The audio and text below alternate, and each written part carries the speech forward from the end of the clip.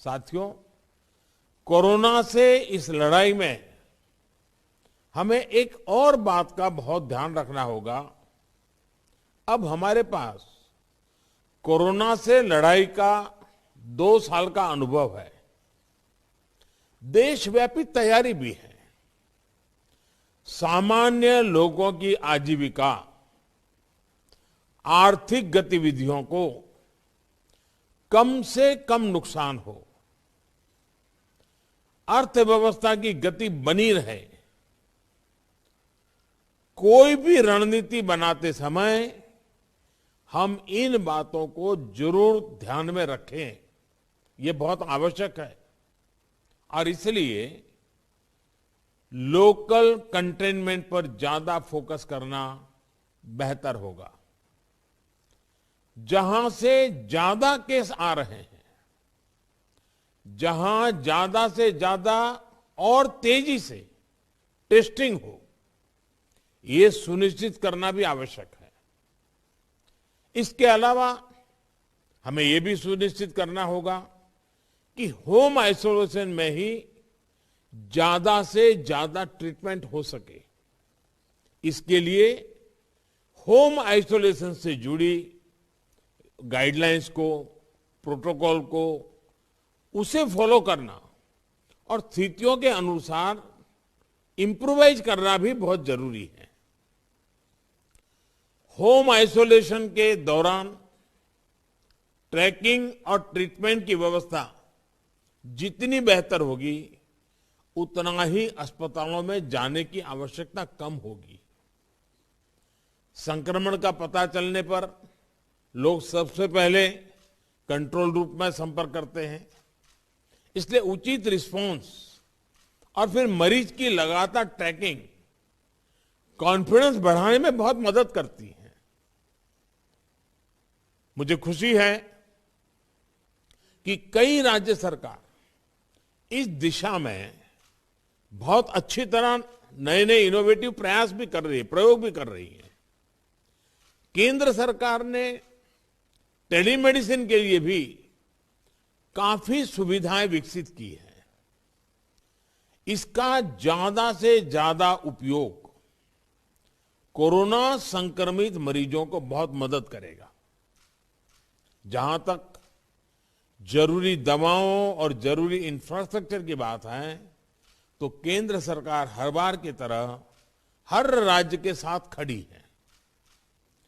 5-6 महीने पहले 23,000 करोड़ रुपए का जो विशेष पैकेज दिया गया था, उसका सदुपयोग करते हुए अनेक राज्यों ने हेल्थ इंफ्रा को सशक्त किया है।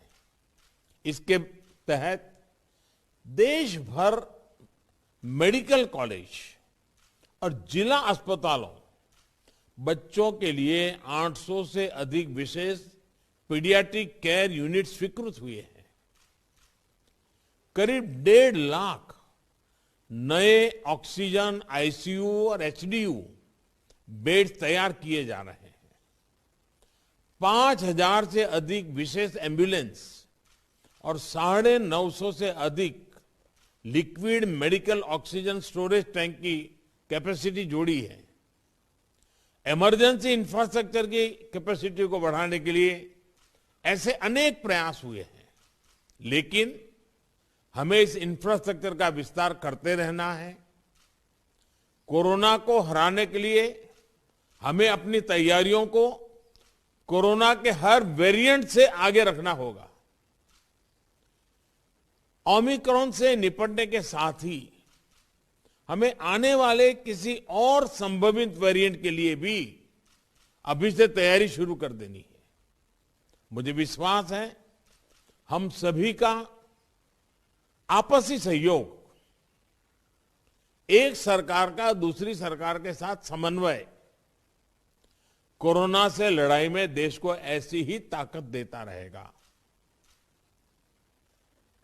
एक बात हम भली भांति जानते हैं, हमारे देश में एक हर घर में ये परंपरा है, जो आयुर्वेदिक चीजें हैं, जो काढ़ा वगैरह पीने की परंपरा है, इस सीजन में उपकारक है। इसको कोई मेडिसिन के रूप में नहीं कहता है, लेकिन उसका उपयोग है।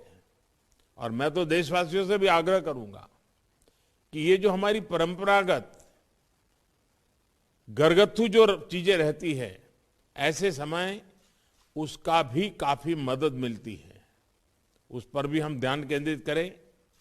साथियों, आप सभी ने समय निकाला, हम सब ने अपनी चिंताएं साझा की और हम सब ने मिलकर के संकट कितना ही बड़ा क्यों ना आए, हमारी तैयारियां, हमारा मुकाबला करने का विश्वास और विजयी होने के संकल्प के साथ हर एक की बातों में से निकल रहा है। और यही सामान्य नागरिक को विश्वास देता है और सामान्य नागरिकों के सहयोग से हम इस परिस्थितियों को भी सफलता से पार करेंगे। आप सभी ने समय निकाला, इसके लिए मैं हृदय से आपका आभार व्यक्त करता हूं। बहुत बहुत धन्यवाद।